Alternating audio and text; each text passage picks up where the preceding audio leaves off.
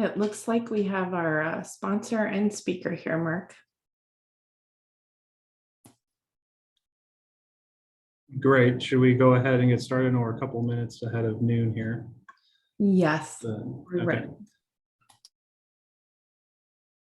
All right. Well, thank you all for joining us today for the first meeting of 2022 Central Ohio Financial Planning Association. And I think I share the sentiment from a year ago when Mike was introducing the first meeting, and even the year before that, that we obviously wish we were all in person, but so is the world these days. We have to be a little bit flexible, so appreciate all of your flexibility. I appreciate Mark, our speaker's flexibility with this as well. So we hope to see you all in person again before too long, but we're all just kind of doing what we have to do to get through this time. My name is Mark Beaver. I'm the president of 2022. So it's nice to meet you virtually. If I haven't met you already, I look forward to meeting all of you as well. I'd also like to take a second and just again thank Mike McMeans for serving as president last year. He did an excellent job. He's really passionate about this group and our profession, and it really showed in his leadership last year. So thanks again, Mike, and try to live up to the legacy that you set for that. And also, before we get into the presentation today, I wanted to take a few minutes and recognize our partners for the chapter. Without them, we would not be here. For 2021, we had a number of platinum and gold sponsors, including Calamos Investments, Fingard, First Eagle Funds, Harbor Funds, Locor, Macquarie Asset Management, Palladium Group, University of Cincinnati Online, and Vanguard were all platinum sponsors.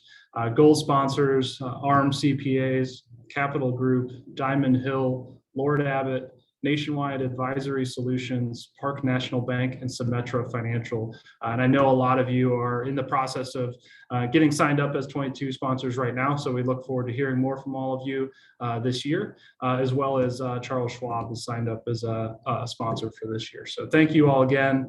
If you are interacting with any of these organizations, please treat them well, because they are treating us very well, and we really value that.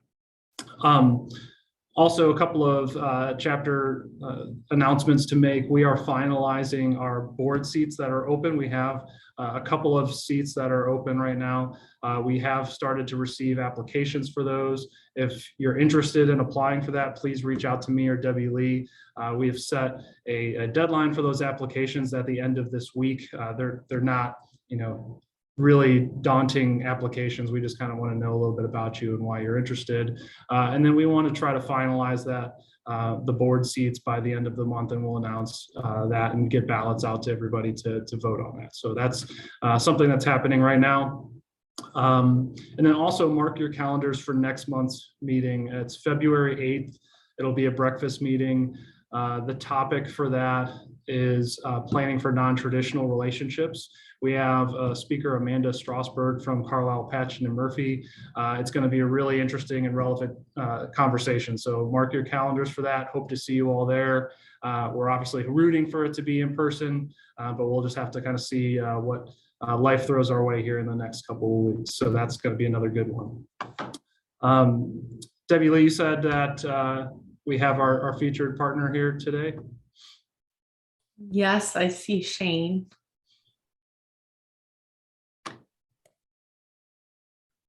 Hi, good afternoon. Hi, Shane. All right. Hi. I'll keep my comments to about 3 minutes or so, just as a brief introduction. Then we'll turn it over to Mark, so you can we can jump into the topic. But my name is Shane Coley. I'm the regional director and external wholesaler for Macquarie Asset Management, which features the Delaware fund family and our newly acquired Ivy fund family. I cover the broker dealers in Ohio, Kentucky, and West Virginia. And I'm based down in Cincinnati. I am a certified financial planner professional and earned my designation in 2013. And in addition to be a proud member of the FPA, I'm also a member of the CFA Society of Cincinnati, Columbus, and Cleveland, and then am a CFA charter holder as well. Many of you may recognize the Delaware Funds name, but may not recognize Macquarie or Macquarie Asset Management, which is our parent company name. We brand our mutual funds under Delaware and under the Ivy Fund families, our newly acquired Ivy funds. But Macquarie is a name that you're going to get to know more and more over the next couple of years. And outside the US, Macquarie, from a brand perspective, is on par with Goldman Sachs, Barclays, and Morgan Stanley. But within the US, specifically the financial advisor community, it just lacks a little bit of the brand recognition. So I thought I'd share a little bit about our parent company and a couple of our featured strategies that we offer. So Macquarie Asset Management is a global leader in both public and private investments. We are a top 20 active mutual fund manager in the US through our Delaware funds and Ivy funds based on AUM. We are a top 10 global insurance manager and the world's largest infrastructure manager. Our Macquarie private funds manages approximately $150 billion of global infrastructure, and it's certainly something that we're known for throughout the investment community throughout the world. Our Delaware and Ivy mutual fund family, which many of you may be familiar with, combined together now, we have 40 4- and 5-star funds under our fund family umbrella, 16 of those being 5-star funds. If I had to narrow down to kind of 2 areas of expertise to focus on from the mutual fund side of things, it would be small and mid-cap equity funds and our municipal bond fund offerings. We have 3 national municipal bond funds, our high yield, tax-free USA, and intermediate. All 3 are 5-star rated funds. And in 2020, we were named Barron's Municipal Bond Fund Manager of the Year. Based on performance, we hope to repeat in 2021. It looks pretty good so far from that perspective. On the small and mid-cap equity side of things, we have 5 5-star funds in those areas. And that goes from the style of value, core, and growth. We have offerings in each of those that are really attractive. In addition to the public mutual fund offerings, we're all about innovation too at Macquarie and launching new and innovative products that you can use with your clients to help meet their goals. And one of those we launched in 2021 was our Delaware Wilshire Private Markets Fund. This is new and this is interesting and fun. It's a diversified private market fund that's a one-stop for private markets. So within the fund, we have private equity, private real assets, private credit, and alternative yield. Where the innovation comes in of how we structured this fund. One, it's a tax RIC, so no K1s. You get 1099 reporting, which we know is a big headache when it comes to investing in private funds. In addition to 1099 reporting, we have innovative liquidity features on our fund. So in addition to the normal redemption features of a fund, we have monthly auctions through NASDAQ to offer additional liquidity to clients. The minimum is $25,000, and we offer it down to the accredited investor level as well. So if we think about the innovation that we put in place with this, and by the way, Wilshire is our partner and our sub-advisor on the strategy, private markets offering diversified private market fund, 1099, accredited investor level, and liquidity features through NASDAQ auctions on there. So I'll stop there, but thank you very much for having us. If you're interested in any of our strategies at Delaware Funds, Ivy Funds, or Macquarie, you can reach me anytime. My phone number is 513-288-7838. My email is shane.coley@macquarie.com. So I'll turn it back over to Mark. Thank you very much. Thanks, Shane, and thank you for your support of our chapter. If you run into Shane at any meetings, please give him some time and you can learn more about what they do. Sounds like they got some really interesting stuff going on right now. So at this point, we're going to introduce our speaker, Mark Linton from FinGuard. Mark is a business technology specialist. He began working professionally in 2009 after serving in the U.S. Navy from 2005 to 2009. He then attended Ohio State University and Empire State College, ultimately earning his undergrad in business and economics with a focus in information systems. He went on to earn his master's of information strategy, systems and technology from Muskingum University, and he has earned several technology certifications over the last 10 years. In 2018, Mark decided that FinGuard would change their focus from serving anyone with IT needs to specifically working with registered investment advisors to meet their specific technology and compliance needs. And I know that Mark has worked with many firms even as they are going through SEC audits and things like that. So it's what kind of keeps us all up at night a little bit. So Mark, if you're ready, we will kick it over to you. Awesome. Thank you, sir. I appreciate it. And real quick logistical check. Are we still screen sharing?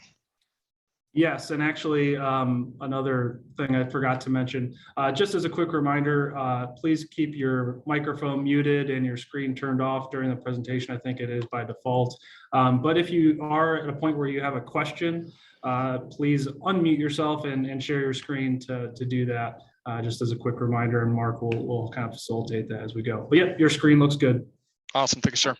And yes, if you have a question, I do have time slotted out the end to have some discussion, but please feel free to jump in. I certainly don't want any questions being missed. If it's something that might turn into a little more dialogue, I might make a quick note of it and we'll come back to it at the end. But yes, I want to go through, get this. I do have about 30 minutes of content, and I will admit, full disclosure, I was really bummed that this went virtual. Not the end of the world. I know we've got to roll with things, especially with things the way they are now. But this really was intended to be more of an in-person interaction. So with that, I will apologize. I've built out way more slides than normal. The hope is to just help communicate what I'm saying visually for different types of learning. But know that it was a bit of a pivot. So we'll roll with each other and hopefully you'll get some value out of this. I do want to recap. This is more or less because I think, my understanding, is that it's not entirely normal for this presentation to be done by someone, vendors, partners, things like that. And so I just want to be completely transparent with where we are. As Mark said, we are a sponsor and we do have clients. I know some that are on this call. So know that we obviously have a bias towards this group, but I have removed intentionally actually all our normal sales pitching material from this so that it's strict teaching and value add. That's where I'm coming from. That's where we'll be. Do keep in mind though, that even though we're talking about compliance a lot, I'm not your insurance company, I'm not with your legal team, and you need to run all this past your compliance officer, or if you outsource to a compliance firm, make sure you run any of this by them. And I do assume you are working with some type of outsourced IT provider. The reason that's important from our vantage point now, we see it being really hard for any firm of any size to manage most of these things in-house with someone wearing multiple hats. I'm not going to say it's impossible because someone will shoot me an email or give me a call and say, well, we do this. And I'm like, okay, but it's very, very difficult. And so to successfully implement this and do it well, you really need some kind of team. Now, if you're big enough to have an in-sourced IT team, that totally counts. But this idea of wearing multiple hats and being like the president, the compliance officer, and the IT guy isn't really practical anymore. We have tools and systems that we prefer. We're technologists, that's where we come from. We bring a lot of tools with us. But if I mention a specific brand, please try to look past it. I will do my best to keep systems agnostic, vendor agnostic. But if I do, focus on the solution more than the provider, because at the end of the day, most of them are doing very similar things. And the brand is more of a preference than something that's actually making a huge difference on how it goes. So with that, well, let's go. First thing, I do want to just let you know what we're going to be talking about. We are going to do a very high-level overview of cybersecurity, some of the goals, some of the things that we're after.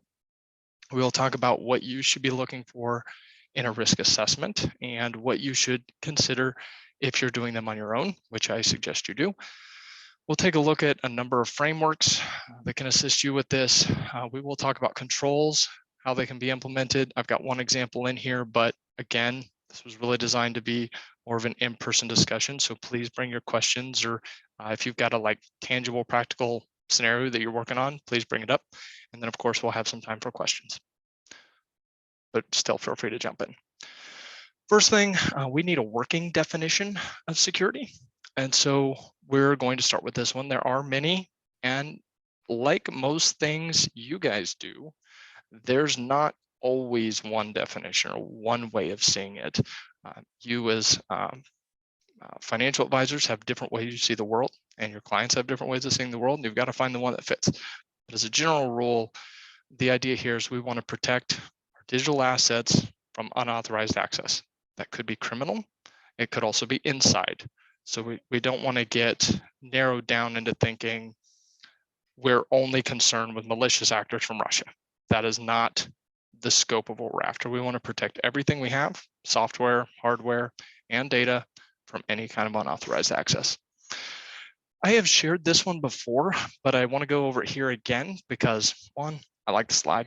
Two, I think that it illustrates very well what we're after. So let's pretend we do have the bad guy from Russia. He's out here and we've got all these layers of your network that we're looking at. Some of these are going to be more relevant to some of you than others because some of you have physical servers, infrastructure, things like that, whereas some of you may be entirely cloud. In fact, most of you are probably entirely cloud at this point, but we have a bad guy. He needs to circumvent a system.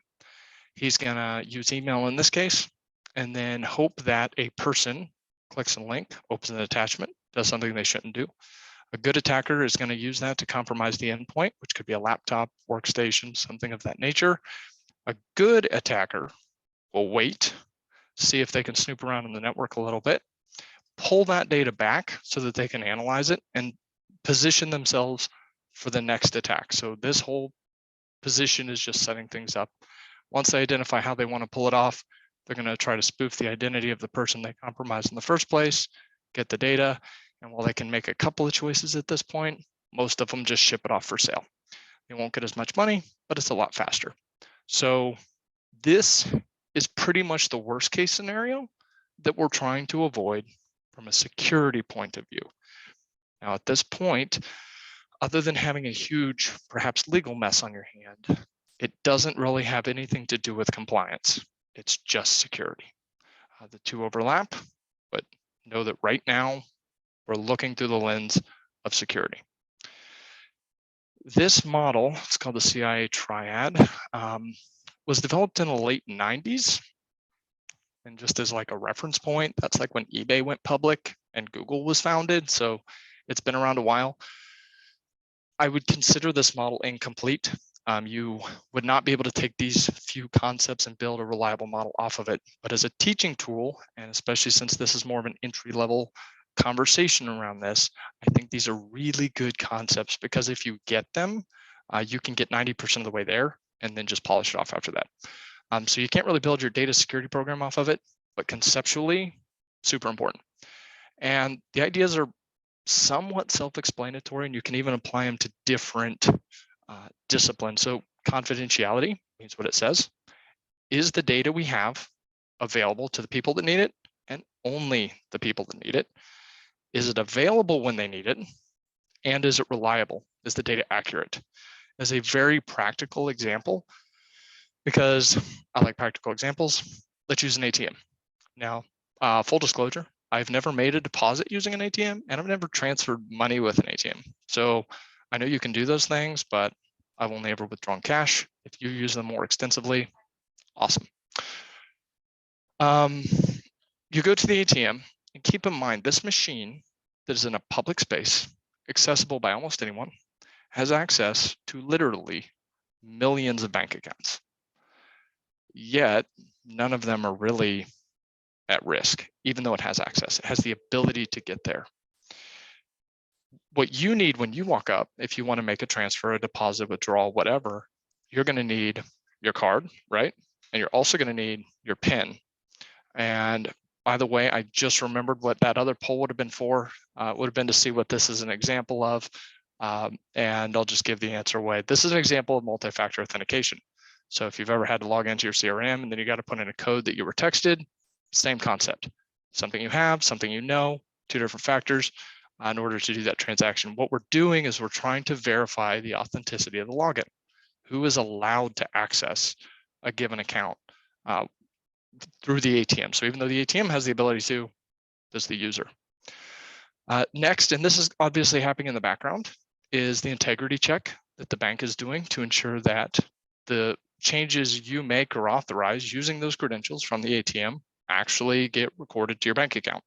Otherwise, it would just be a machine that gives out free money, which would be awesome, but that's not how they work. And then lastly, the availability. It provides a banking service to you when banks are closed. So this is a tangible example, but we could use the same example for online banking. So we could take a step closer. We're leaving the physical world now. You log into your bank account, username, password, some kind of verification code. You log in and you want the system to be available when you need it, but you also want all those transactions on your bank statement to be accurate. And if they're not, you're going to have a problem and you're going to have to call your bank. So this is a snapshot of the security piece.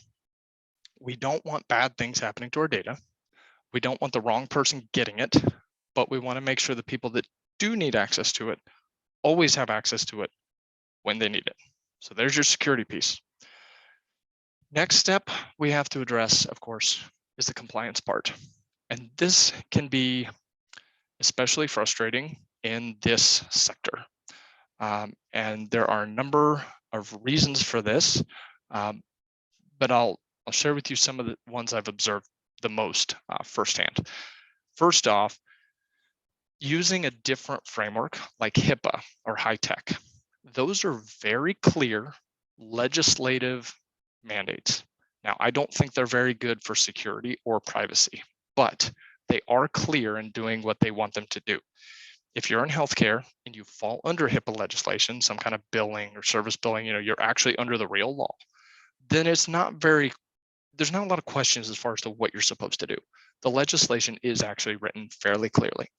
Another example that's a little closer would be like the PCI data security standards, the framework that Visa and MasterCard put together. If you fall under those, then the standards are quite clear on what they want you to do. The downfall when you get to the SEC level is that they're not very clear. And actually a number of years ago, when I was at the bank, I spent 5 years in banking, back end of an IT department, where we'd literally get emails saying, hey, the SEC is going to be on site. Here are the conference rooms they're going to take for these 2 weeks.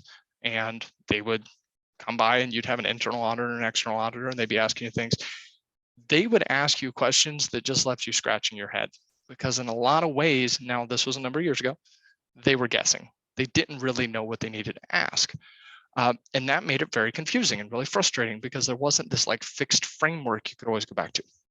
Now they have gotten better, a lot better actually in the last couple of years, but that's still in play a little bit. So bottom line there though, unlike security, compliance is simply a framework or a list of requirements or regulations that we have to follow. Little quiz for you, and this is where we're going to want to put that poll out. Naturally, on their own, natively, if you will, if we put compliance controls in and we put security controls in, do you think they will naturally gravitate away from each other, towards one another, or will they sort of flow in line with one another? Give me some of your guesses. I'm going to pull this across here. Towards, with. Oh, we got a lot of towards and with.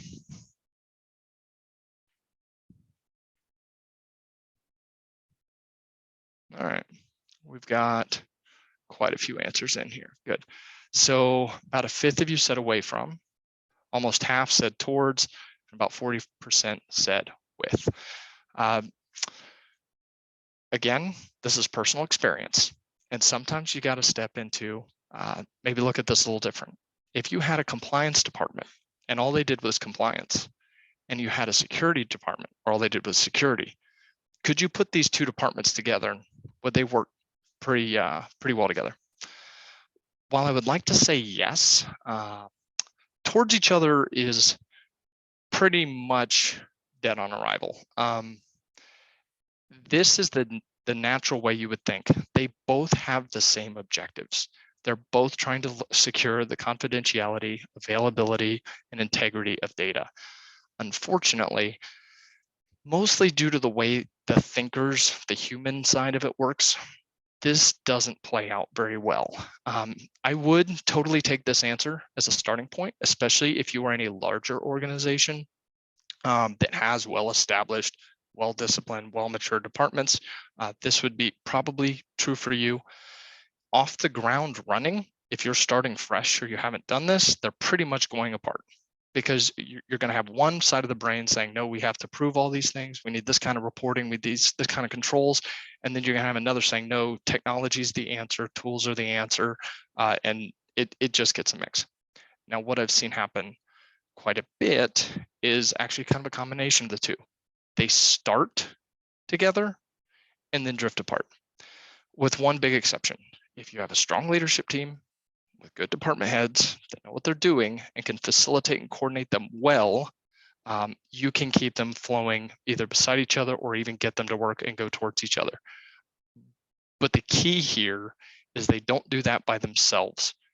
And even when we're talking about small firms, it can be really easy to start focusing on one, lose track of the other, and then you go to the other and you lose track of the one. So there is a bit of a balancing act here. Fundamentally, though, here's what we're after. And actually, this is the goal of hopefully our whole time or this afternoon. If we can get one thing across, this will be it. Where these two overlap, this is what we're looking for. Now, unfortunately, this is a moving target and you're never going to hit it. And even when you get close to it, it's going to jump and move a little bit. You're going to have to track it down again. But where these two line up, and the next few things we'll talk about will actually be about trying to find this spot, because this is just a theoretical point on a screen that doesn't mean anything. We'll hopefully try to make it a little more tangible. This is really what we're trying to accomplish, because where security and compliance come together and they're actually talking to each other and we're doing what everything is written down and everyone's agreed on, we're going to have a lot of success. And as you start to move away from that, you get more into the red, you run into more problems. If you go gung-ho security, you will have an awesomely secure environment that's not compliant.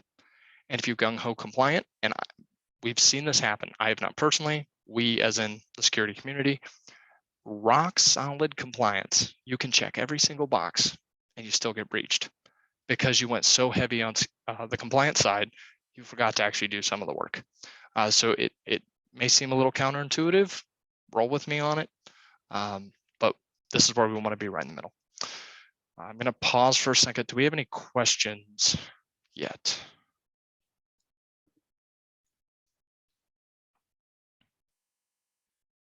Hearing none. First thing we need to do, and this can be done third party, you can do it in-house, really doesn't matter. You have to have some kind of risk assessment. You need something to work from. If you don't start here, which we'll get into some of the caveats of that, you're not going to know what you need to work on, especially right away. This is a compliance officer task most of the time. And having outsiders come in and do this, totally awesome. And I'd suggest you do that. And then I would suggest you do it on your own. Reason being, you see things differently. And there's not a fixed standard for what is a risk assessment, okay? There are different types of assessments you can do on the tech side. You can have vulnerability scans done. You can have pen testing done where white hat hackers come in and try to break into things. You can have processes evaluated. Those are types of assessments, but what you're really trying to accomplish here is where's our exposure? So, okay, we have physical things like laptops and workstations and cell phones and tablets and network gear. We also have locations, different offices, your cloud apps. So your Redtails, your Salesforce, eMoney, MoneyGuide Pro, whatever, all your cloud apps. And then you have to start evaluating what kind of risk go with those things and then follow the food chain down. Again, this is not a guide on how to complete a risk assessment. That is not the goal. And there's not a one-size-fits-all answer here. This is to get you moving and some things to be aware of as you go through it, either yourself or with a third party, just good things to keep in mind. And if you're working with a technical company in particular, be on the lookout for things like vulnerability scans, pen testing. Those are good and they're awesome and they should be done, but they're one piece of the puzzle and they're not comprehensive for the whole thing. You have to start with what does our leadership team see as our biggest risk and go from there. Again, big picture, kind of making this a little more tangible. So we've got to identify whatever threats we see, and that could be internal, external. It can even be not human related. It could be disaster, weather, things like that. We got to determine our risk. We got to develop controls. And as I said before, it's a moving target. So we're going to have to keep going through this cycle. It's not going to stop. And just a fun little experiment, I've chosen to just put this as totally mocked up. I'm starting with an auditing question here, but this could be anything. You could look at this and say, we have 10 laptops, and you could say, well, they're all mobile, that's a risk. You could start with a framework question of, we need to have, a separation of duties in some particular area. I'm starting with an auditing question because I had it, and it's a fun little exercise. So our question here is, do you store, use, or transmit personally identifiable information, such as social security numbers, your date of birth, or firm sensitive information like your financial records electronically? I'm guessing almost all of you, if not all of you, would probably answer this as yes, we do. There might be a couple of you that are still out there solely on paper records, but that's definitely the minority and still not without its risk. But for this question, we're gonna specifically look at ones that are stored electronically. This is a short list. I did not try to make a comprehensive list. We don't need one. I think you'll get the example. But what we need to identify is how we're going to interpret the risk. And the risk level is made up of two pieces. It's the likelihood of the event happening, and it's the impact of the event if it happens that determines that final rating. So if you draw a tic-tac-toe board and you do like a low, medium, high, up the side, and then you do low impact, medium, high impact going over, you can create a little matrix that you can use to determine how you want to see this play out. It is a little bit subjective because you're going to have to interpret the data for yourself and say, this is what we think the risk is, but this is just an example. So in this case, we could look at team performance reports that might have team sensitive information on it that shouldn't be let out.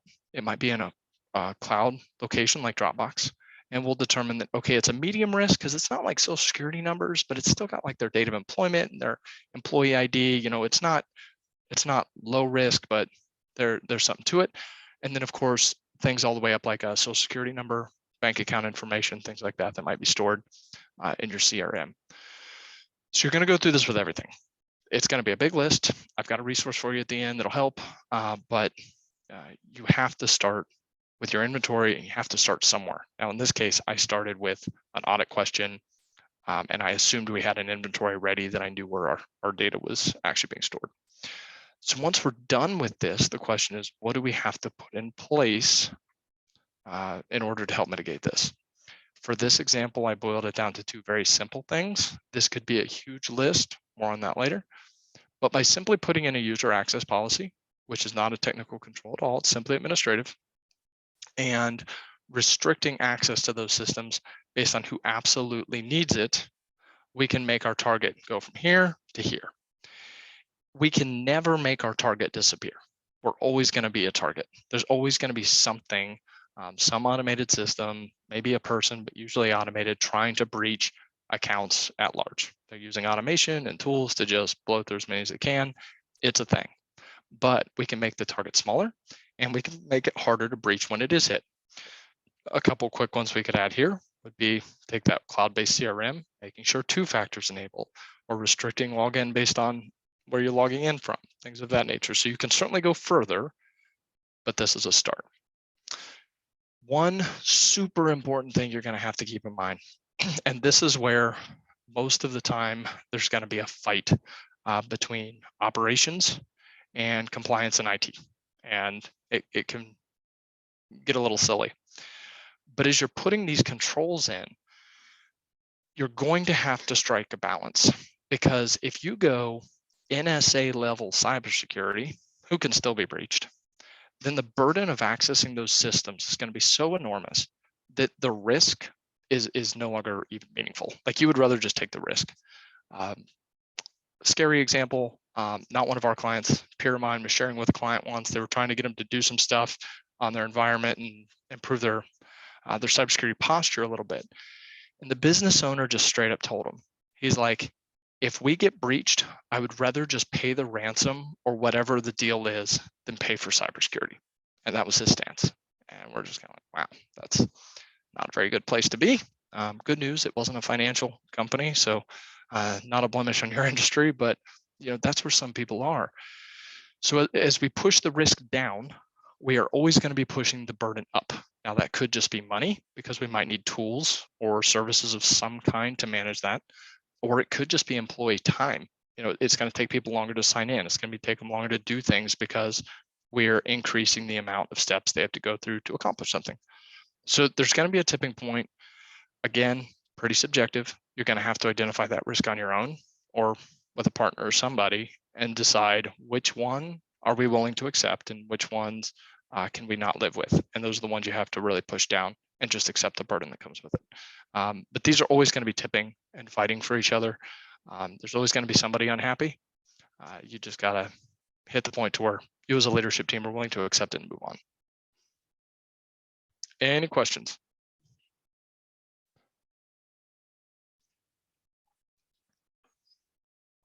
All right, we will talk about frameworks. A framework is basically just a big list of best practices. There's a lot to know, and there's a huge variety of organization sizes out there. So some frameworks will be completely inappropriate for a small firm of 5, 6, 7, even a firm of 20. Whereas you get to a firm of 30, 40, 50, or even hundreds, suddenly you're in a totally different ballgame, and it almost feels like a different sport where your diligence and ability to accept some of those things is much more acceptable. And so there's going to be more on you for that. So know that there's not a one size fits all here, but a framework is extremely helpful in at least having a roadmap that tells you where you need to go. Some common frameworks I've listed here, CIS controls.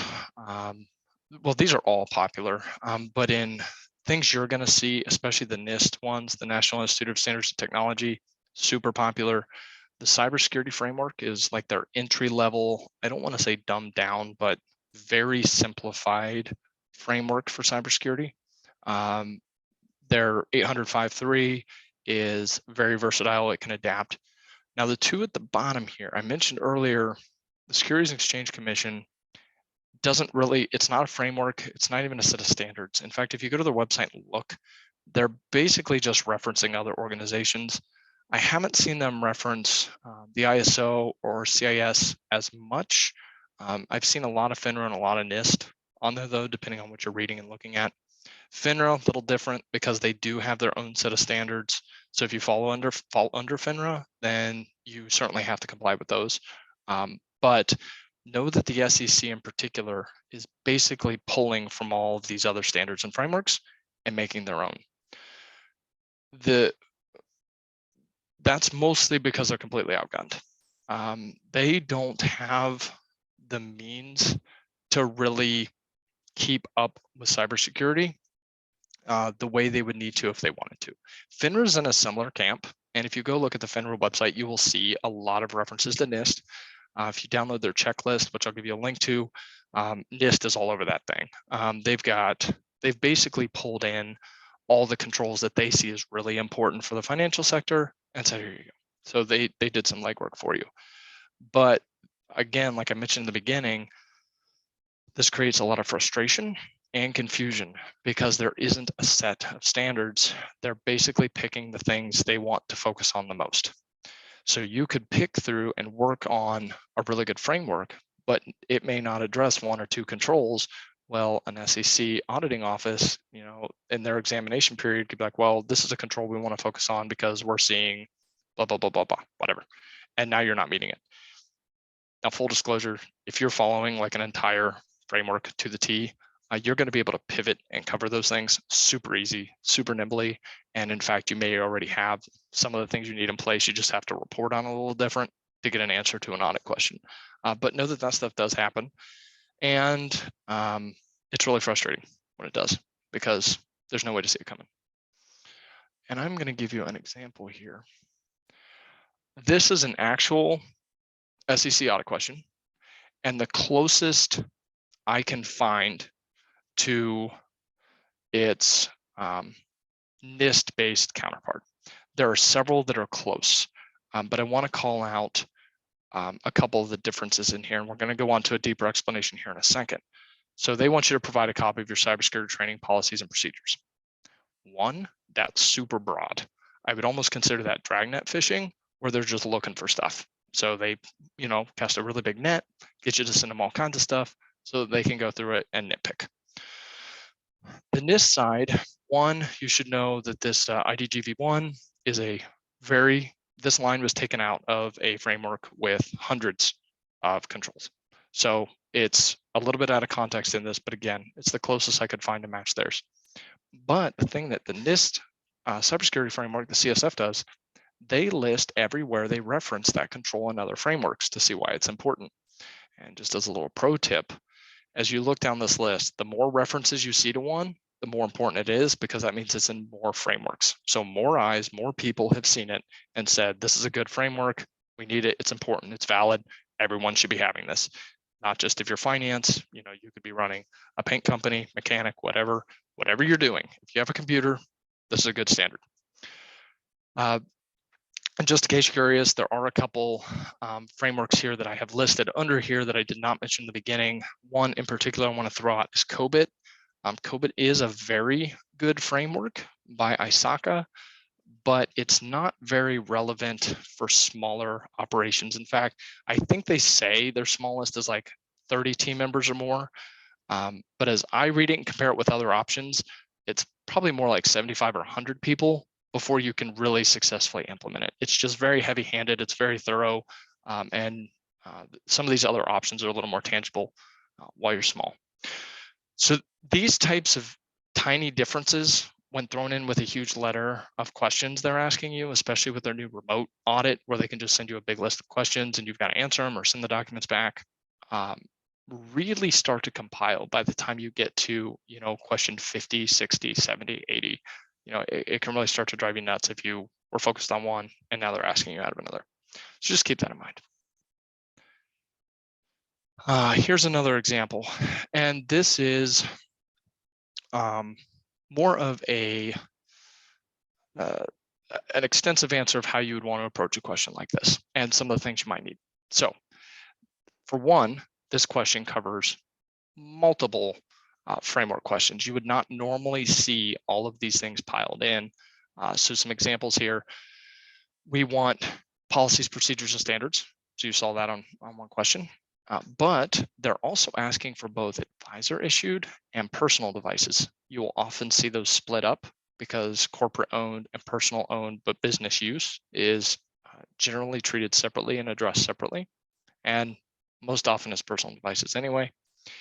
They're talking about encryption in here and your ability to remotely monitor, track, and deactivate remote devices. So we've got a whole slew of things in one question.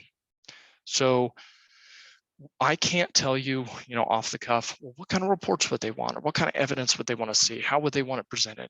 That's a bigger question. But at a core level, you're going to need some kind of mobile device management policy that addresses both corporate and personally owned devices. Now, your corporate section could be really simple. We don't issue corporate devices. End of story. Again, check with your compliance officer to verify that's correct. But and the personally owned section, you're obviously going to want to be more thorough, especially if you're letting people use things like email, access files, maybe chat or messenger of some sort, whatever they've got on their phone. I didn't reference the framework section here because every framework has multiple references to this type of policy. So there's lots of resources out there on it.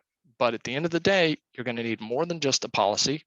This is one of those questions that you pretty much can't answer without a tool. You need some form of mobile device management software. Again, if I say it's impossible, someone will send me an email saying, well, this is how we do it for free with no software. Okay, maybe you can. But it's not very practical for sure to try to manage mobile devices and mobile assets without a tool. The problem you run into, and just as an easy one here, let's say someone loses a cell phone. Well, how can you prove that that cell phone was encrypted and locked with either a PIN or some kind of biometric lock, fingerprint, face, whatever? And then can you remotely do anything about it? Can you remotely find it, identify it, wipe it, whatever you have to do? The best you'd be able to do without some kind of tool or software is say, well, on, we're in January, let's say December 1st, I looked at all our phones and they were all encrypted and all had a PIN. Okay, that might be enough, it might not. But if you can pull a report that shows, well, currently it's online, it's just lost, it's encrypted, it's locked with a PIN and a biometric scanner, and oh, by the way, we just wiped it. The ability for you to defend yourself against data loss in that situation, infinitely easier. But without the right tools, it's borderline impossible. And I'm not going to mention a particular brand. We have one we like. There's a bunch of good ones out there. But the bottom line is you need some kind of tool. So digging a little bit more into frameworks. Depending on how big you are, how complicated your environment is, and where you stand, you're going to want to choose a different framework depending on the kind of coverage and risk you're willing to accept.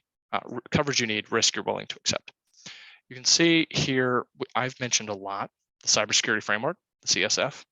You can see it's on the weaker side. I feel comfortable promoting it because I've done enough risk assessments for firms that have asked us to do them, that if they just got to there, they would be light years ahead of where they are. And that's not really saying much. I mean, they're in very poor shape and they think they're fine. We come in and quite frankly, our baseline like free assessment that we do isn't even that comprehensive. And so if we're finding a bunch there, it's a real problem. I know it's a problem. I think it's an issue because quite frankly, you guys all have other stuff to do. You have clients to take care of, business to run, teams to take care of. And this is not exactly the most exciting thing to jump into or spend money on.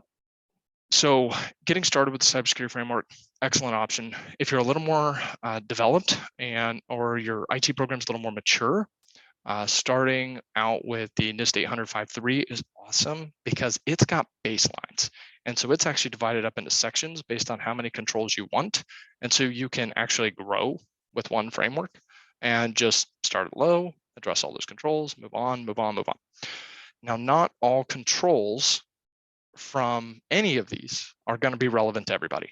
There are some controls that are just like, nope, we don't have a team of 500. We don't operate globally, whatever the case may be. We don't have a data center. So some things just don't apply to you, and that's fine. You can annotate an NA, don't worry about it, go on, whatever. But the things that do apply to you, get those put in. And I'm hoping this is making sense so far because I haven't gotten any questions. Anybody have anything?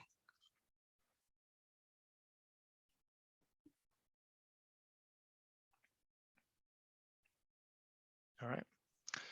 Finally, step 3. Now, keep in mind up to this point, you've had to have started with something.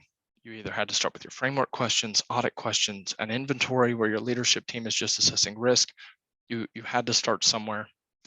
You've picked a framework or something you want to go off of. And while it's not technically a framework, it could just be like an SEC examination that you had to go through and maybe it didn't go so well. You could start with that. I would not stop with that because that's not going to be a complete list, but it's something. Now you're at the point where you actually have to do something about it. This is the part that I was hoping to have in person because I think this would have some awesome dialogue and discussion go around it, but here we are, we're doing this virtually. On an administrative side, you're going to have your policies, procedures, plans, things like that. Now, almost all of you probably have a disaster recovery and business continuity plan because if you got your policies and procedures from any kind of like outsourced firm, I don't want to throw out any names, but the kind you can just like buy your RIA documentation from, especially if you are an RIA, you're smaller or independent, those are in there. The thing I'm challenging on, please read them and refine them and make sure they are actually applicable to you and that you're doing what's in there. And that's true if you buy any document or use any template. The ones you may have, but maybe labeled differently, will be a compliance manual, acceptable use, which is like what can you or can you not do on a computer, your mobile device policy, password policy, whether that's for storage or creation or whatever. You probably have a lot of these already. Review them, make sure they're accurate, and that you're actually doing what they say.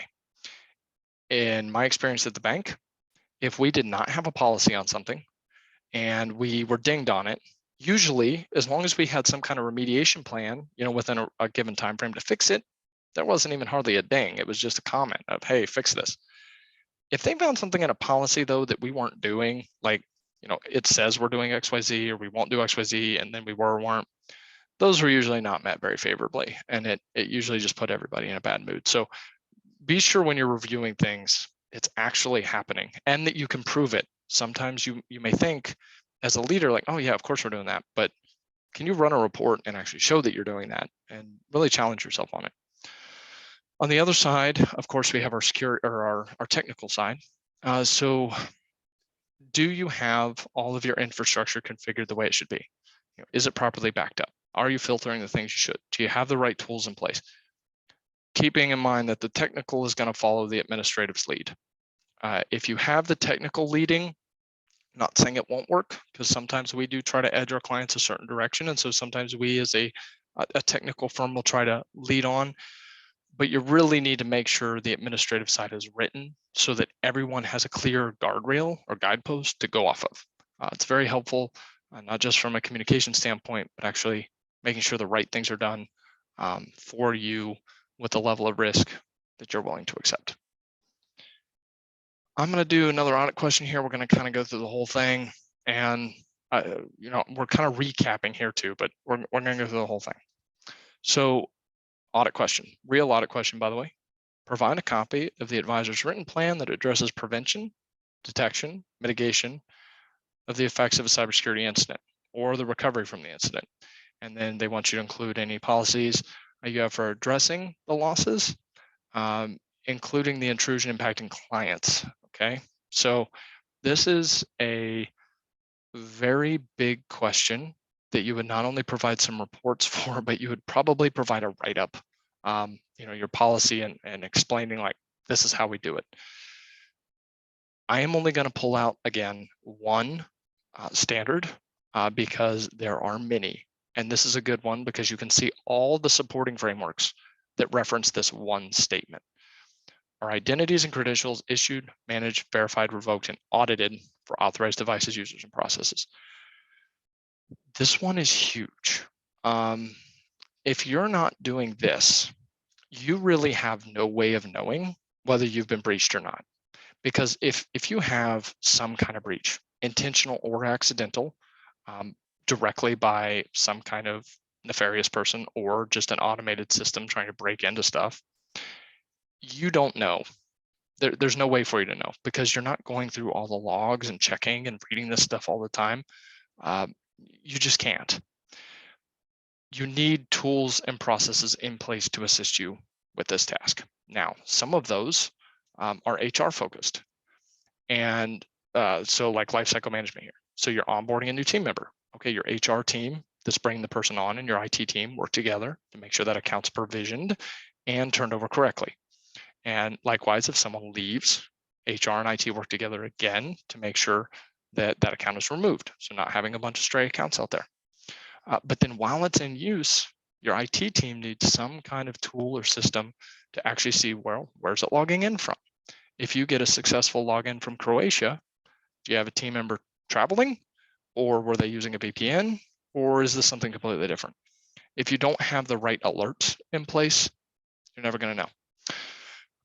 Again, most of these probably or may be buried inside another policy or procedure. These are not things you would normally see broken out on their own. But the idea of least privilege, so giving people the minimum amount of access needed to do their job, not a very popular approach. In fact, it gets in the way a lot, talking about that balance, but also very effective. Because if you remember that attack slide from the beginning, the attacker can get to any data that the compromised credentials had access to. So if you give everybody access to everything, then that means your entire team is susceptible. So you might have a receptionist who doesn't even need access to certain things, but because she has it, because you wanted to make it easy, he or she clicks on a link, opens an attachment, boop, whole system's compromised. Whereas if you would just limit what people have access to, you can make that target smaller, harder to hit. Same thing with separation of duties, and we already talked about the account lifecycle. And this is the administrative side. So we have a question, we have a standard, we have policies and procedures, internal, and then of course we have our technical controls. So these are just, again, a few examples of a security control. A system we could put in would be a security information event management system, or SIEM. All that does is collect a bunch of data. If you think about how eMoney or MoneyGuide Pro pull in assets and resources and account information from all kinds of different systems, from Schwab, bank, what am I thinking? Land, yeah, real estate. There we go. It gives you a clear picture of that client's financial picture. In this case, we're taking logs from workstations and firewalls and cloud resources and anywhere we can get it, so that when there is that sign-on from Croatia or Mexico, we get an alert, because that's not normal and we want to investigate it. And maybe it's just as simple as knowing, oh, hey, this person's traveling, or hey, they had a VPN turned on, and by the way, they're not supposed to be using that, whatever. Some more simple technical controls would be like geolocation and IP restriction, so they can only log in from certain places, or multi-factor authentication. I keep saying that because, quite frankly, it's really low-hanging fruit. It costs you almost nothing. The time is very low. The commitment's very low, and it does a world of good. I won't say it's perfect, but it does much, much, much, much, much more than just a common username and password. So this is the process you need to go through for each and everything. Now, a couple resources, and I'm sure we'll get these out to you one way or another. Mark, maybe you or Debbie Lee can help me with that. But if you need a starting point, and this is true even if you work with like an outside compliance firm or another technology provider that may provide some of this stuff, this is stuff you, specifically your compliance officer, can read through to get some more resources. The SANS material, pretty light, but it's a good starting point, especially if you've got nothing. It'll be a great thing to start from. And the CIS guide pretty much maps out for you how the SANS stuff should go. So a couple great resources to read from. Another set that I would encourage you to grab, whether you're under FINRA or not. And keep in mind, I'm not exactly a huge fan of FINRA. I mean, I think they do some good, but like the way they do some things, especially with cybersecurity, kind of drives me nuts a little bit. But their cybersecurity checklist will take forever to fill out the first time. But once you have it done, it's pretty easy to maintain and gives you an excellent resource you can keep going back to when you need it. I mentioned the NIST Cybersecurity Framework, 800.5.3, and then of course, if you haven't been to the SEC cybersecurity site, I'd encourage you to check that out. So as you, compliance officers or operations teams, as you're going through this, do a risk assessment, whether that's third party or in-house, although I'd encourage both. Pick some kind of framework you want to go to. Pick the controls that are most applicable to you. You don't have to pick the whole framework. Pick a few controls and then deploy those controls in alignment with not only your policies, but the gaps you found during your risk assessment. So that's the virtual version where there's not a lot of questions or hand raising or things being yelled out. But I hope someone got something out of that. But if we have a little bit of time here, I'm happy to answer any questions anyone might have. Yep, so if any of you have any questions, unmute yourself, turn your mic on. Mark, quick question to start things off. If you had to pick one thing that you see maybe most often as a red flag that advisors or advisor firms are doing, what one or two things would you say is that? Password management is a serious headache. I get it. It's frustrating.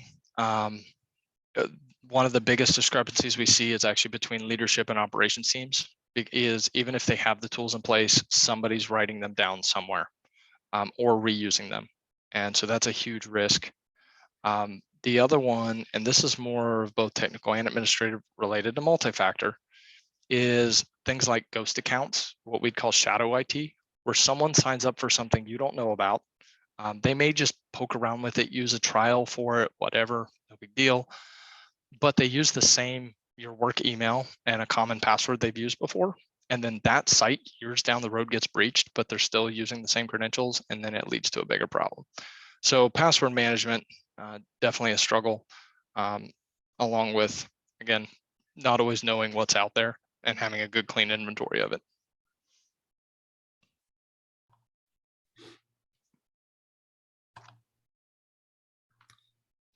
Again, feel free to unmute and share your camera if you have any questions. I guess you alluded to this in your presentation too. How does, in your experience, the SEC or any regulator really evaluate the compliance program relative to the size of the organization? You know, so you could have a 1-person firm or a 100-person firm. What do you see as differences that they would kind of require for different sizes? I wish I had an answer for that, because I would market the daylights out of my answer. We had an assessment we did, someone out, I think in Colorado. I think they had like 10, 11 full-time members, 5 or 6 contractors that work for them. So a fairly good sized firm. I think they were somewhere around the 250, 300 million AUM size. I checked in with them a while back after they had gone through an SEC review. They asked 0 cybersecurity questions. And I was dumbfounded by it. And then we've got others who have teams 6, 7 that are getting these huge requests for stuff. So when I was at the bank, it was pretty obvious, but in the RIA space, it seems very inconsistent. I really don't have a clue as to how they dictate that. Definitely makes it fun.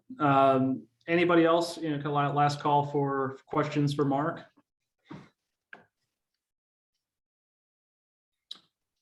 Well, it looks like you've answered all of our questions, Mark. We appreciate. Well, hopefully it was valuable. We appreciate your presentation and just your partnership with our chapter. Virtual round of applause for Mark, since we can't do it anyway, but thanks again. And then as we're closing up, just another reminder, if you are interested in any of the board seats that are available, please submit your applications this week. Reach out to me or Debbie Lee for how to do that. And then also a reminder for next month, February 8th in the morning, we'll have our next presentation, hopefully at the Fawcett Center, but we'll let you know on that as soon as we can. All right, well, I think that's it. Unless